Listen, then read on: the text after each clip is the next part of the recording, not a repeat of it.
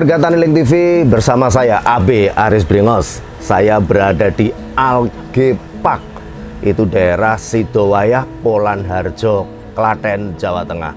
Saya bersama Mas Yusron. Iya, beliau ini adalah sarjana biologi di UGM dan juga mendapat beasiswa untuk sekolah mengambil algae, Mas, ya? Bioteknologi mikroalga. Bioteknologi mikroalga di Belanda. Ini luar biasa sekali. Nah, ini yang perlu dicontoh, karena biasanya sekolah di pertanian tapi mendaftarnya PNS bagian administrasi, kan itu kacau kan? Nah, ini sesuai jalur begini. Oke.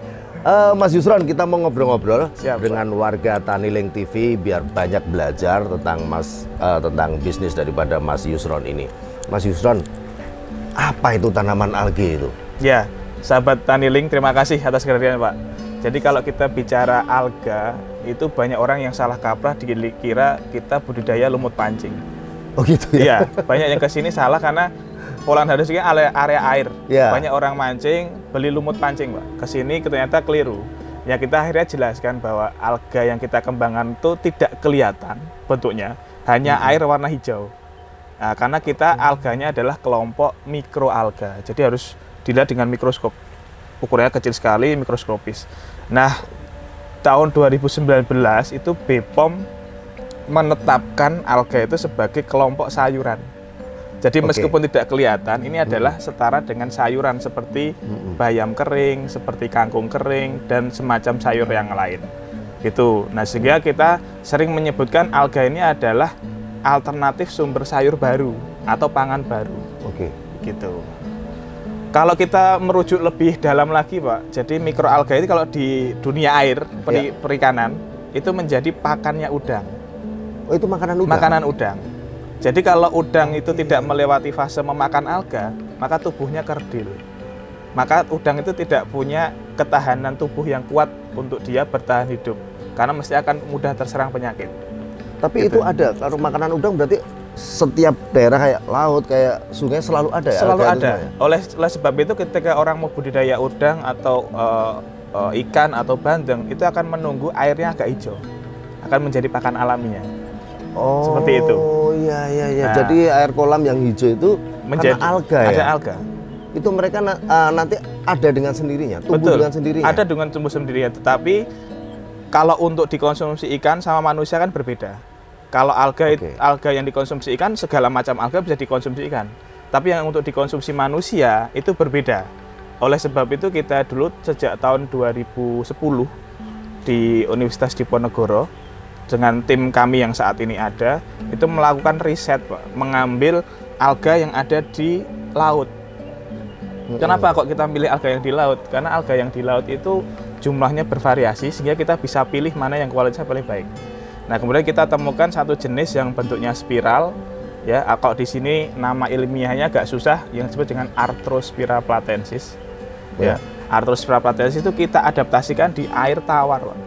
Mengapa begitu? Karena dulu kita ingin meriset alga itu supaya kandungan natriumnya atau garamnya itu rendah. Sehingga kalau dikonsumsi oleh orang dengan kendala hipertensi itu tidak ada problem. Kemudian kalau di budidaya di air laut itu terdapat cemaran logam berat yang itu kalau kita nanti sertifikasi keamanan pangan itu agak susah. Ya, sehingga kita harus beralih mengadaptasikan dari yang aslinya laut kemudian harus hidup di air tawar gitu. Mudah nggak itu, Mas? Susah, Pak. Kita susah, butuh ya? waktu 36 bulan atau 3 tahun lah untuk riset, untuk bisa itu, ya? meriset mendapatkan satu sel yang hidup di air tawar. Sesulit itu. Jadi itu, ya? kita pun mulainya dari 1 liter, Pak. Ibarat 1 liter ya 1 botol air mineral lah gitu. Sampai sekarang kita punya satu area ini sudah 750 meter kubik atau 750.000 liter. Ini itu asal dari yang istilahnya penangkaran yang di laut itu, yang 1 liter itu? Hanya di lab 1 liter. Di lab 1 liter? Iya. Itu jadi segini ini? Iya. Wow. Luar biasa. Jadi kalau orang mau start dari 1 liter ya butuh waktu sekian lama itu. Tapi karena kita sudah punya industrinya, ketika kita mau mengembangkan secara luas ya kita tinggal mudah aja, 30 hari kasih bibit nanti sudah bisa panen. Jadi kekuatan kita ada di stok gitu, stok bibitnya itu. Oke. Saat itu. Mas Yusron ini tergolong usia masih sangat muda, jauh dibandingkan dengan saya. Gitu ya. Tapi ini sangat menginspiratif sekali bagi warga Tanling TV. Mas, kenapa pilihannya di ini kan istilahnya ya sesuatu yang tidak orang susah, kira. nggak lazim. lazim. Gimana Iya. pilihannya itu? Jadi memang saya ya tidak tahu kenapa ya, karena saya itu dulu hobinya main ke pantai, Pak. Jadi setiap Sabtu Minggu saya di Fakultas Biologi kan ada namanya kelompok studi kelautan ya. Setiap minggu, setiap akhir pekan kita sering ngecamp ke pantai. Dan juga saya senang riset, senang pokok mencari sesuatu yang unik-unik lah. Mulai dari koral, mulai dari ikan sampai rumput laut. Nah, pada akhirnya kita itu kan punya dosen pulang dari Swedia, S3 di sana, kemudian merekrut mahasiswa yang punya kreativitas lah. Ya, akhirnya kan kita masuk di tim tersebut, kita membangun lab, Pak. Jadi lab alga di UGM. Nah, dari lab alga di UGM itu kan kita menjadi dipercaya oleh beliau ya. Karena kepakaran beliau di alga juga, kita dididik untuk menjadi generasi penerusnya sebetulnya. Kita dikader semacam nanti kalau ke depan kamu bisa jadi dosen di UGM atau kamu mengembangkan bidang alga. Yang penting sudah ibaratnya kalau bahasa Jawa itu nandur satrio lah. Begitu ya? Iya. Kan saya nandur satrio itu nandur bidang yang sesuai dengan apa bidangnya beliau. Nah, kemudian sejalan dengan itu kita itu sering ikut terlibat di proyek-proyek besar, Pak. Termasuk dengan Pertamina, dengan pembangkit listrik, kemudian dengan pengelolaan limbah-limbah industri.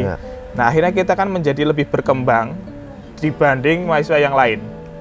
Kemudian suatu ketika kita pernah dapat proyek pembuatan alga itu untuk biodiesel yang saat ini biosolar. Oh gitu. Ya, dulu trennya belum menggunakan sawit. Dulu inginnya menggunakan alga. Kemudian kita dapat proyek itu, kita melakukan sampling, mencari alga di sepanjang pantai di DIY. Mulai dari pucuk timur Pantai Sadeng sampai pucuk barat di Kulon Progo, Congot gitu.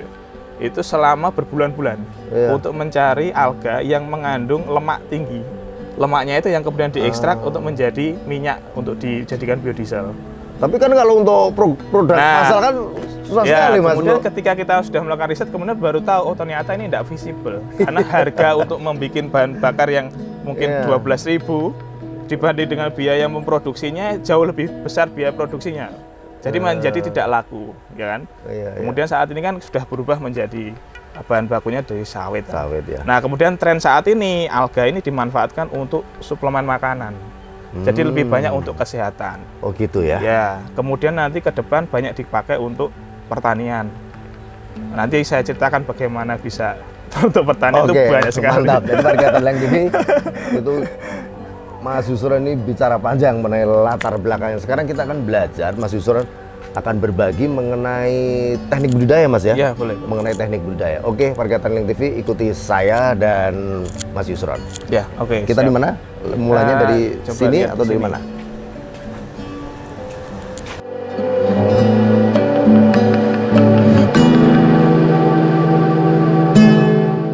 Tahap awal sebelum pembiakan ya, Mas ya? Betul. Sebelum pembiakan, nah ini di belakang kami ada mikroskop. Nah, Mas Yusron bisa diterangkan nih? Ya, baik. Jadi kalau kita bicara produksi alga, step pertama yang harus dikuasai oleh industri adalah memiliki bibit yang cukup, Pak. Bibit yang cukup dan juga jenisnya tertentu. Karena setiap industri itu ada yang produksi alga merah, alga hijau, alga kuning keemasan, itu macam-macam warnanya. Oh, jadi ada banyak? Ada banyak warna. Ada banyak warna dan banyak jenis ya? Banyak jenis dan banyak pemanfaatannya untuk apa aja. Itu beda-beda? Beda-beda. Oke. Kemudian kita juga harus memastikan bahwa alga itu tumbuhnya di mana? Tumbuhnya di air tawar, air laut, pH-nya pH 7, pH 8, 9, 10, bahkan pH-nya asam, pH 3. Itu ada. Nah, kalau di kami ini mengembangkan jenis Arthrospira yang hidup di pH 10. Di pH 10. Dan kita setelah adaptasikan di air tawar. Gitu. Nah, jadi kita sudah punya stok semacam ini yang kental. Ini nanti menjadi bibit untuk budidaya. Nah, jumlah bibitnya berapa? Kalau kita bicara satu kolam itu kita punya volume 30.000 liter. Satu kolam kecil. Itu kita butuh bibit sekitar 20%. atau sekitar 6.000 liter. 6.000 liter. Kalau kita punya satu ini hanya 10 mili, kita bisa bayangkan ini harus dikembangkan dulu menjadi stok bibit. Sehingga kami pun saat ini sebagai industri punya bank bibit di area yang di luar area produksi, kita punya bank bibit. Kita sewaktu-waktu terjadi kolaps, misalnya kondisi cuaca berubah, itu kita punya stok yang aman, yang itu nanti setiap saat kita bisa lakukan untuk pembibitan ulang gitu ya. Mengenai cuaca tadi sempat menyinggung kondisi cuaca berubah, itu pengaruh nggak ini musim hujan, musim panas gitu apa? Karena ini tempatnya semacam ini suhunya harus tetap terus gitu gimana? Tentu ada pengaruh, Pak. Jadi pengaruh, ya? ada pengaruh misalnya ketika bulan-bulan yang lalu setelah Lebaran ada UV ekstrim, itu sangat mempengaruhi karena UV itu bisa menyebabkan mutasi pada sel alga yang awalnya warna hijau tiba-tiba coklat. Nah, ketika coklat itu kita harus melakukan recovery. Supaya klorofilnya tumbuh lagi. Dengan ada banyak perlakuan, misalnya kolamnya harus digelapkan, kemudian kita main kolamnya harus suhu yang lebih rendah. Itu ada teknik-teknik tertentu. Kemudian cuaca yang paling bagus ya musim kemarau. Karena musim kemarau itu sumber cahaya matahari full, Pak, tanpa ada mendung. Kita bisa melihat langit itu birunya cerah tanpa ada awan. Alga sangat bagus, sangat untuk senang untuk happy panas lah gitu dengan ya? Kondisi panas itu. Nah, kemudian ketika peralihan musim hujan itu yang menjadi area waspada. Jadi itu harus kita sesuaikan, ada perubahan pergantian siklus itu ya, musim, itu harus kita waspadai. Karena ada gejolak itu mesti agak ada penurunan produksi. Tapi nanti ketika sudah stabil musim hujan, itu nanti ada kondisi stabil lagi. Jadi kerawanan itu ada pada cuaca-cuaca yang berubah sama kondisi-kondisi ekstrim. Misalnya UV ekstrim, kemudian tiba-tiba ada suhu dingin, kayak gitu. Nah, kemudian kita dengan teknologi sudah hampir kita riset itu hampir dari 2010 sampai sekarang kan udah 12 tahun ya. Itu kita sudah menemukan clue-cluenya ketika kondisi ini baiknya seperti apa. Bahkan kita sudah bisa mengembangkan kolam yang dalam kondisi greenhouse tertutup dengan plastik maupun dengan yang tanpa plastik. Karena kita sudah punya bagaimana mekanismenya untuk mengendalikan itu. Nah, kita kembali lagi ke tadi proses pembibitan ya, Pak. Jadi kalau kita sudah punya ini, setiap hari kita cek selnya itu dengan mikroskop. Jadi kita cek di mikroskop ini untuk memastikan bahwa hanya ada satu jenis sel alga yang berbentuk spiral. Jangan sampai kemasukan alga yang berbentuk bulat, lonjong, warnanya beda, itu. Nah, itu kita sebut sebagai alga liar. Nah, alga liar itu akan bisa hilang ketika kita melakukan satu treatment bahan kimia yang itu dimasukkan ke alga tanpa harus membunuh alganya. Nah, itu ada mekanisme seperti itu. Kenapa? Karena alga tadi kan punya pH masing-masing, punya kerentanan terhadap chemical tertentu. Nah, kita sudah memetakan gitu. Nggak gampang ternyata. Susah, bro. Oke, sekarang saya mau mencoba lihat di bawah mikroskop. Jadi alga yang ada di sini semua adalah yang bentuknya spiral ya. Spiral. Akan coba kita buktikan apakah bentuknya spiral atau enggak ya.